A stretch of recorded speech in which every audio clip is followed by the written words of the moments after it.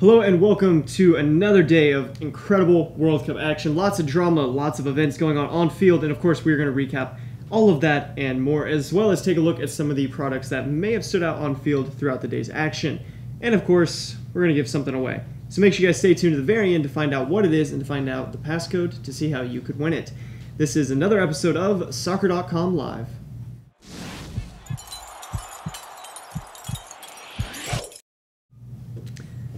Hello everybody, welcome to the SOCCER.COM Live studio. Cole here with Adam and Martin. Great to have you guys. Feel like we're still just now finally able to catch our breath after this afternoon's drama on the fields. Yeah. Do you have your voice left, Adam? Get some subtitles up, please. Yeah, it was crazy in here, especially during last week. So I'm excited to break them down. Man. Just so you guys know, we were a superstitious bunch in here. There were absolutely nothing Argentina being worn. No, I think everything Argentina was out of the room. Couldn't have it in the room. Couldn't the Messi jersey up behind us wasn't up on the walls. Nobody was allowed to wear anything Argentina. Might be a little step too far, but I think it worked out for us in the long run. As a wise man once said, "I'm not superstitious.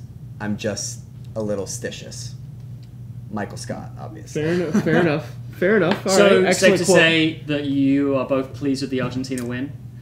Yeah, I'm not a huge Argentina fan, but I adore Messi, so I'm excited to see him moving on.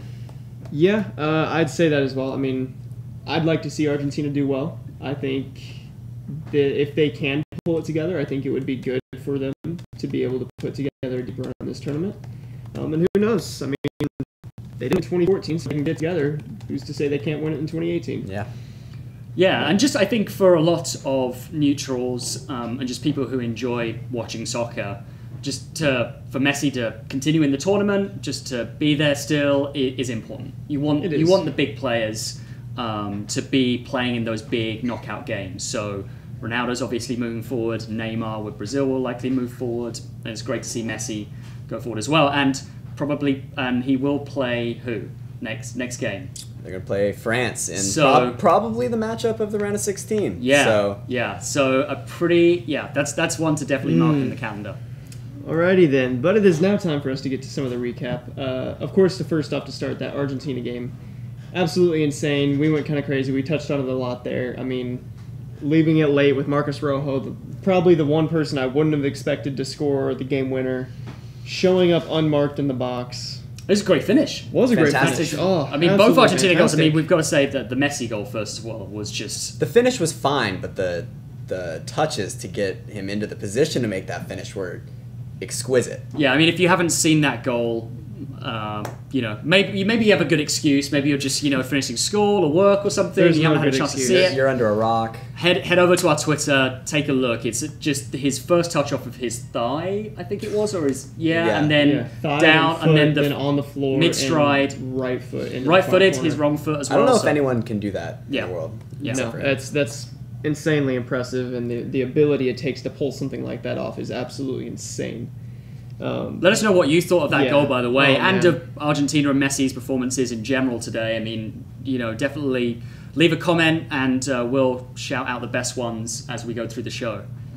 Moving on, though, Croatia versus Iceland. Croatia not necessarily putting out the strongest squad they have today, but still a squad strong enough to get the job done. They're a really good team. I think it shows the depth of that team that they could bench Mandzukic, Rakitic, Rebic, Modric played at like 60%, let's be honest, and they were still the dominant team in that matchup. Iceland had to go to a 3-back to even put pressure on their back four. I mean, they did end up getting quite a few chances once they went to the 3-back. Right. But I mean, you are completely right in that. I think Croatia it really is a testament to how deep they are, and probably how good they are is kind of maybe that dark horse in the tournament. I mean, it wouldn't surprise me seeing them going into quarterfinals, potentially even semifinals, with how strong of a squad, if they're able to keep it up and recover properly. Could be a very deep run. I mean, you back them against Denmark, right? I mean, Denmark have some good players, obviously Christian Eriksen.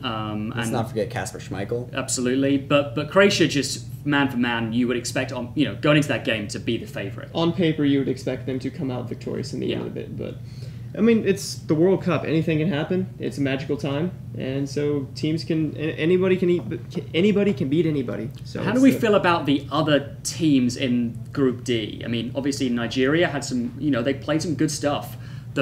Arguably the best kits of the World Cup are going to be leaving, so we won't get to see those anymore. It's a shame, but there are a lot of other good kits still on display and available at SOCCER.COM, free shipping.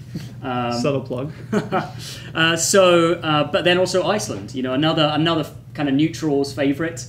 Shame to see both of those teams go out, but they put together strong performances. They did. They did. Probably not enough. I mean, Iceland looked organised in all of their games, but maybe not enough kind of quality at the attacking end to really get through in the end. I say defensively they were very well organised, but in their attacking line they were lacking a little something in some of their games. And I think both teams that are going home can definitely feel a little bit hard done by with the draw that they got. In other groups, I could see them maybe getting a second place or possibly in Group A getting a first place. So I think if I'm, a Nigerian or I'm an Icelander? Icelandic. I believe that's correct, Icelander. An Eastlander, as they say, I think. A Viking. Guessing. A Viking. I am very proud of my team. I'm very proud of the way that they played. I don't think either of those teams really kept anything in the tank. I thought they put it all out there, especially with the way Nigeria responded in their second game to even put themselves in position for this final day. They can both go home with their heads held high. I mean, ended up being a very competitive group, and you would say that Argentina may end up being the better for it, having come through a group like that and played some really good teams. Well, I mean, you look at it. I mean, it was the final day of group stages, and 3 teams could have moved on. Actually, any of the teams could have moved on. Any of the 4 teams could have moved on. Like, that's absolutely insane. In the past, I don't remember seeing that in the past at all in any of the group stages. Mm-hmm. And Martin and I were talking about that earlier. I think this and Group H are going to be the 2 teams the two groups that were probably going to be the 2 closest that we thought before the tournament. And so it's nice to see that actually come to fruition and provide some entertaining experiences for us. That was absolutely insane day with those 2 games right at the end. I feel like I'm starting to gray a little bit. Definitely, I am, clearly. Although the lights are quite bright, so I'm not sure if the viewers can see that. Definitely leave us a comment. Let us know what you think is going to happen in those 2 matchups now. We have 4 now round of 16 matchups. Really exciting stuff. We've got Denmark against Croatia and Argentina against France. It's definitely something to whet your appetite. That's right. Actually, mentioning France, we're going to roll into the early morning games of France versus Denmark. I'm going to go ahead and say it. Shame on you guys. Goalless draw. First one of the tournament.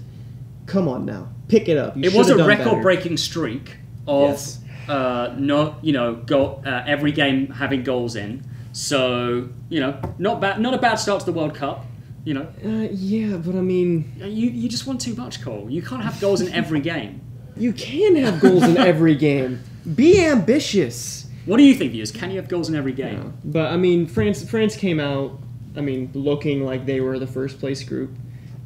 They did show off a little bit of their depth today with some of their players. Obviously, they benched a few, let a few sit and rest, which is smart. But to me, at the end of the day, you still need to get the job done. And it didn't look like they had that ability today. Well, I think that you say you have to be smart, get the job done. I think Denmark did that. I think they kept tabs on the other game going on with Australia-Peru. As soon as Peru went up, which, by the way, Korea, what a strike. But as soon as they went up, you saw Denmark go a little bit more defensive.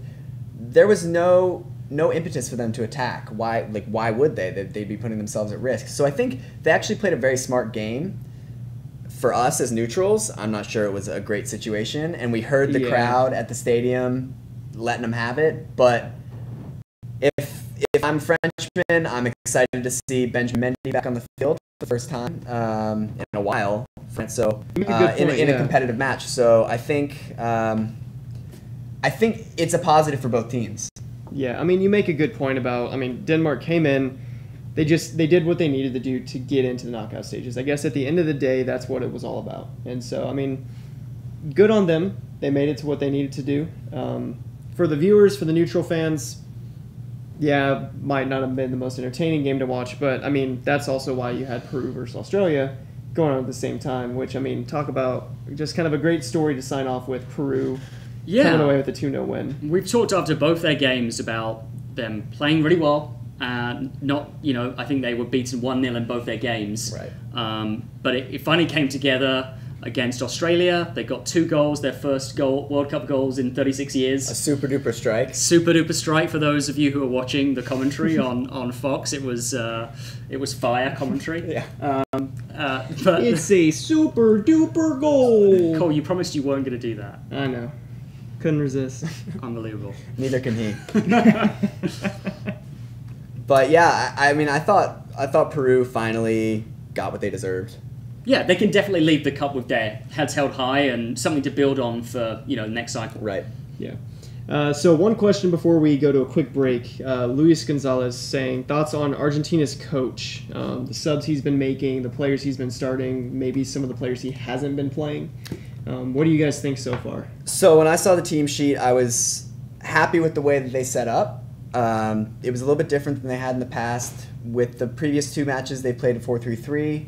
Today they went with a 4-4-2, a little bit more defensive, a little bit more structured, and I thought that paid off with a little bit more stability in the back, a little bit more of some structure moving forward. But Sampaoli left a lot to be desired, and I like Sampaoli as a club coach with Sevilla, but he left a lot to be desired with his substitutions. Why he's subbing on Aguero with 10 minutes left? Why he's subbing on Mezza instead of Dybala at the end of the game? I had to walk out of the room. I was so frustrated. You got up and left the room.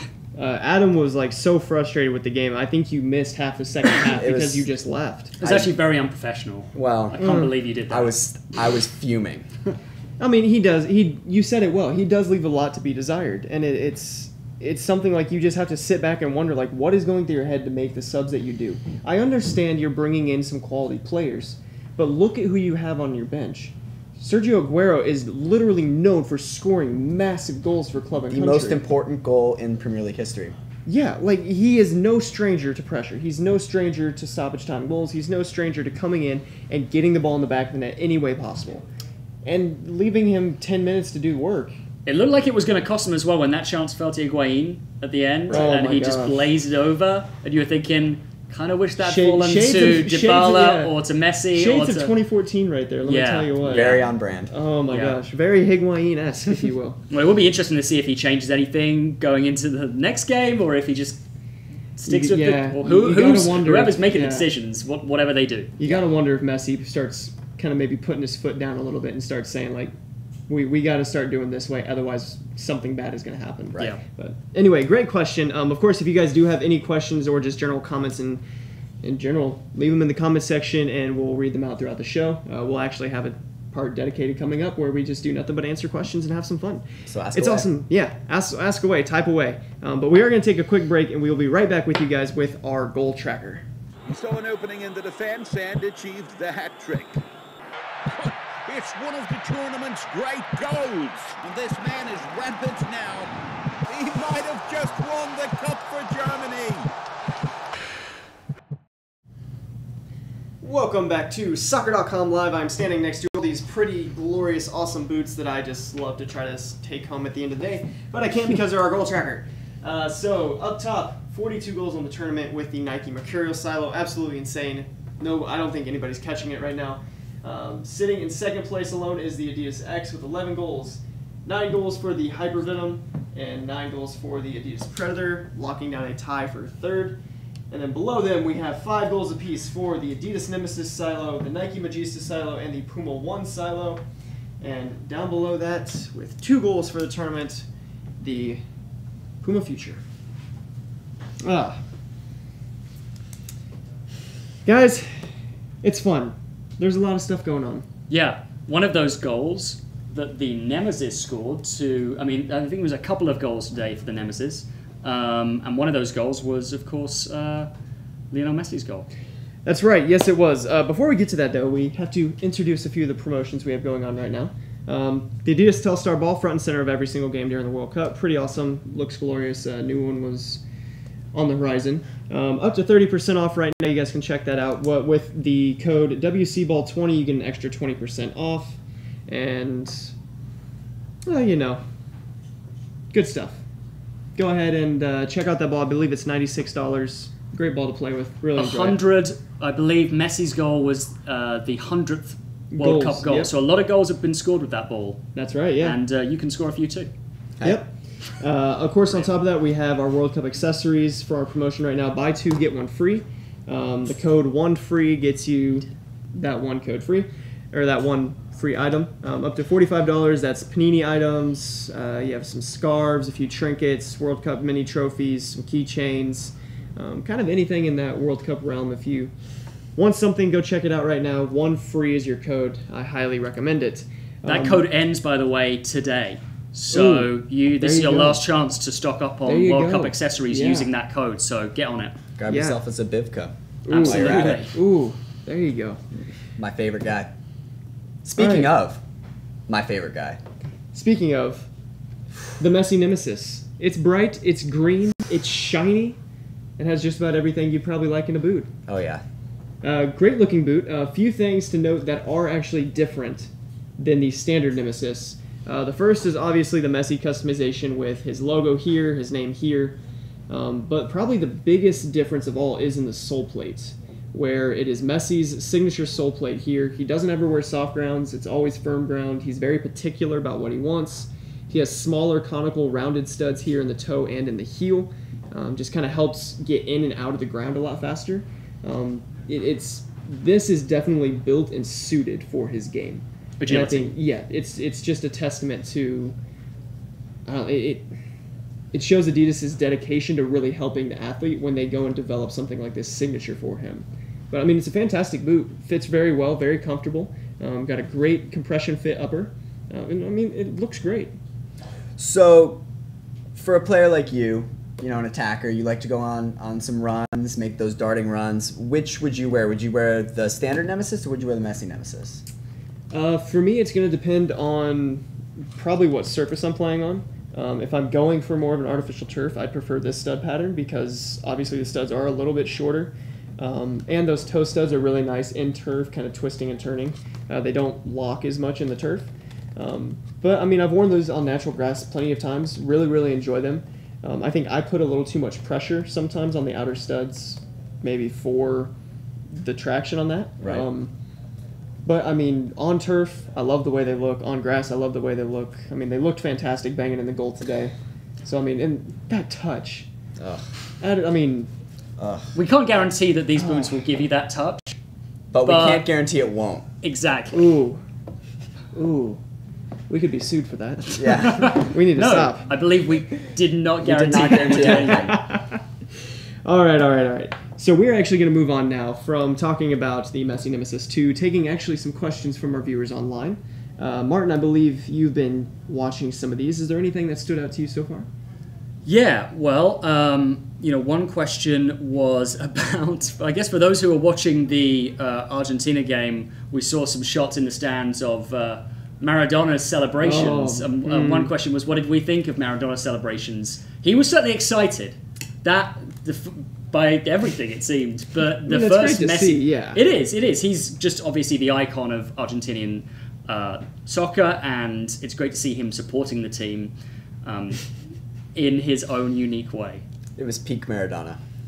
Very, very peak Maradona. Stop. Just, I mean, he's enjoying it. He's liking Argentina. I mean, they won, so he's going to go a little crazy. Let him do Maradona, yeah.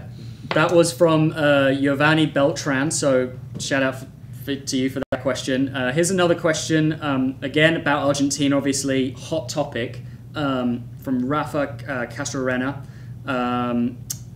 They ask, does Argentina stand a chance against France? I mean, France obviously, very talented team, didn't really need to step out of their comfort zone necessarily to win that group. Right.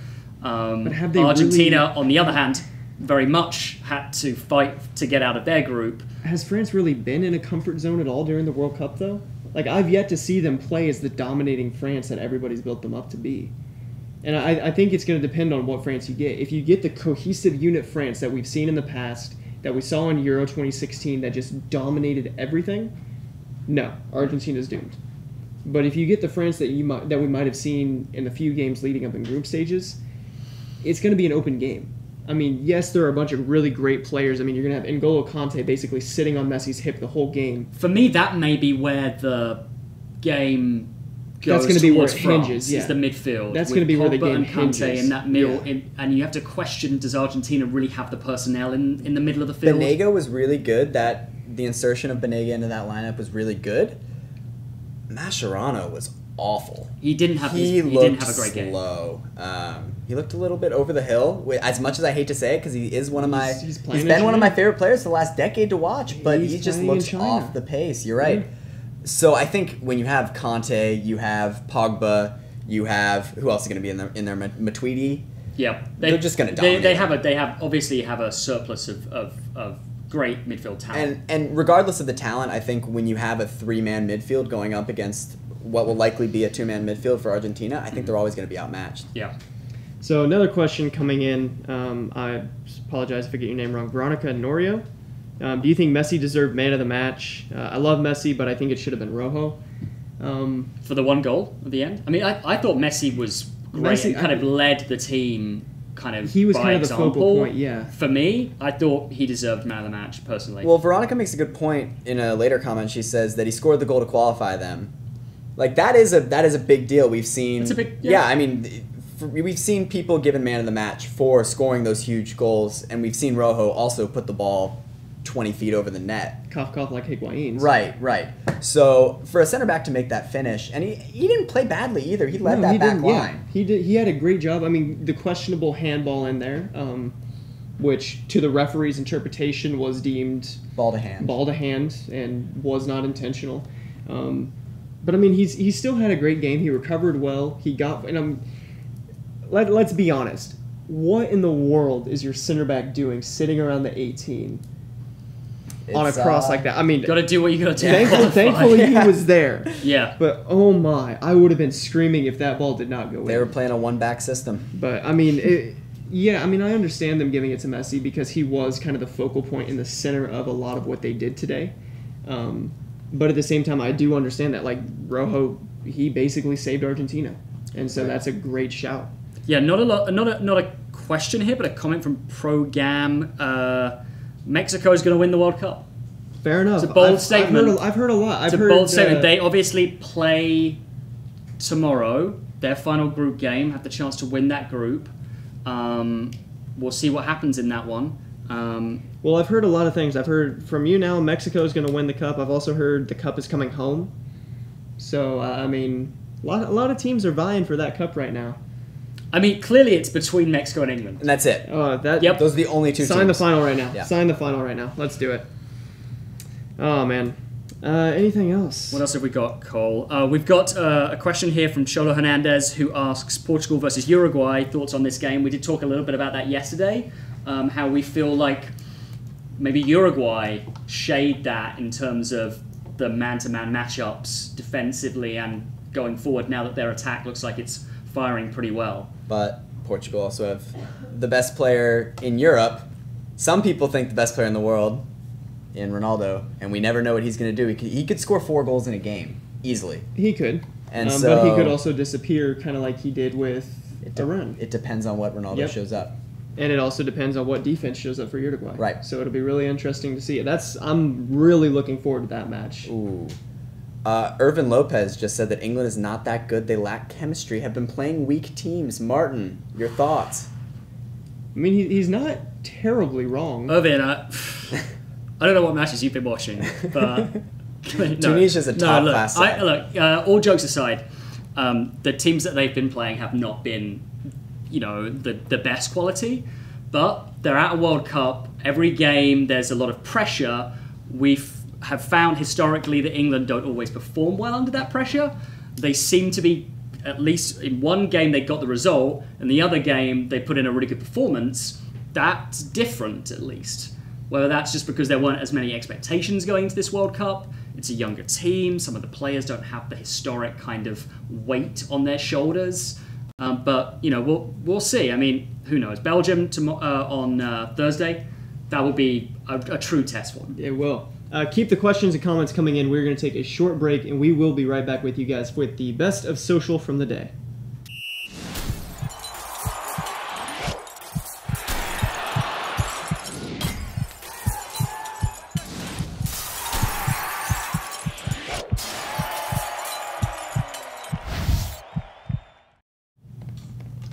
Hello and welcome back to SOCCER.com Live. Cole here with Adam and Martin, and today we're going to take a look at some of the best of social that we saw from today, and we are going to start with...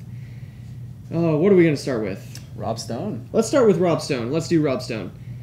44 out of 102 World Cup goals are now off set pieces. I believe that's even higher now. It's higher now. That was before the two penalties at the end of the games, at the end of the afternoon games. But it's just a crazy stat, and I think it is. I think part of it comes down to VAR. We obviously talked yesterday about how there are more penalties in this World Cup than ever before. So I think it just shows the importance of set pieces. If you play soccer, I'm sure your coach has told you set pieces are where you win and lose games. Or if you're Alexi Lawless. But yeah, you have to get your set pieces right, and we've seen that the teams that can get it right will be scoring. There we go. Next tweet from the day from ESPN FC. Leo Messi is the first player to score a World Cup goal in his teens, 20s, and in his 30s. That's impressive right there. Very impressive. Yeah, I mean, seems like he's been around forever, performing at such a high level, and... you got to wonder if he'll keep it going for the next World Cup even then. We'll see. Maybe he'll win this one and go out in a blaze of glory. You never know. Of course, then we have Jimmy Conrad basically saying what's on everyone's mind after that Messi goal. Big fans of Jimmy Conrad here on the show. Yeah, we are. Jimmy, if you ever watch, give us a ring. We'd love to have you on. Be a fun time. Take you for donuts afterwards as well. There you go. Next one from Squawka Football. Actually, adding on to what Adam said earlier, 17 penalties have been scored at the 2018 World Cup, equaling the record from the 1998 tournament. VAR setting new records. We're still in the group stage. Yeah, that's what's most impressive. Right. But I mean, at least the calls have been right. So, of course, another one from Squawka Football talking about N'Golo Kante's World Cup by the numbers. Just absolutely insane stats here. I mean, 91% passing accuracy, 10 interceptions, 8 tackles won. I mean, 4 take-ons complete, chances created. He's going to be, Martin, building off what you said, him and Pogba in the midfield against Argentina might be one of the matchups of the tournament going against Messi. He's just obviously a brilliant player, and those who appreciate that position and the importance of it to teams know how good he is, and so he may well be the key in that game. Who would have thought that he would be the man for France 3 years ago? Right. It's crazy. The rise has been... Some scout at Leicester City. right. And, of course, the last tweet from our day from Opta Joe, 1978. Was that Andre Carrillo's opener for Peru? Has given them the lead in the World Cup game for the first time since 1978 versus Iran. Also their last victory in the competition. It's a great story. That's a long time, but yeah. What a story. It's almost sad that they had to go out on that way, but at least they went out, at least on a high note. So, major props to Peru, but, it happens. Life happens. It's a great story. Hopefully you'll be there again in 4 years. We'd love to see you guys back. Yeah. But, I don't know, what do you guys say? Do we do a giveaway? Should we do a giveaway?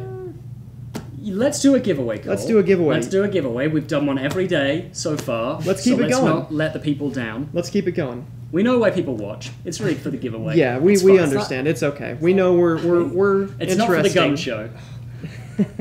The Farmer Stand show. Dude, it looks good. It looks good. Oh, by the way, these basketball jerseys are available right now at SOCCER.com. I'll gladly drop a link in the comments if you want to look like Adam. We've got Argentina. We've got Germany. We've got Mexico. Do you want to stand up a little bit? Yeah, Adam, and just give a little twirl. It's a great little basketball jersey. We've got Argentina, we've got Germany, we've got Colombia, and also we're short on Mexico things, but we do have this Mexico basketball jersey, which looks great. It looks really good. Yeah. It's like got kind of like a white and like an olive kind of design. Yeah, it's really nice. We'll drop the link for you to check those out in the comments. But in the meantime, let's go ahead and do a giveaway. Cole, you've got the giveaway prize there. That I is believe. right. Beautiful France jersey.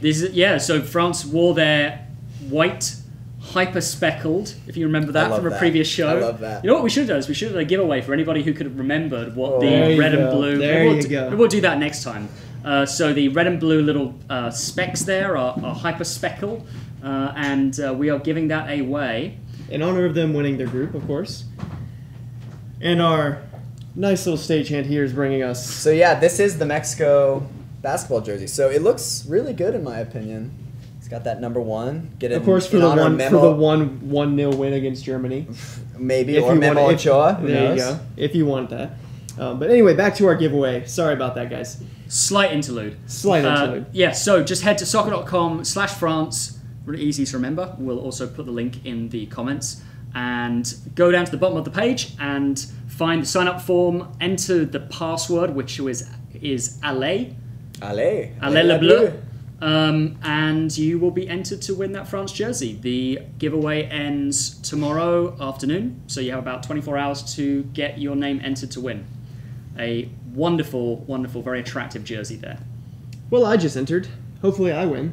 That was very quick, Cole. Probably not. Probably No, not. no. I believe It's okay. Soccer.com employees are prohibited from entering, but Fair enough. Fair enough. it's quite alright. Anyway, I believe that just about wraps up everything we have for the day. Yeah, it's a Finally, fun day. yeah, get another time to take a deep breath and just get ready for tomorrow's action as Yeah. well. 12 hours to cool down Oh, man. before we get revved back up again.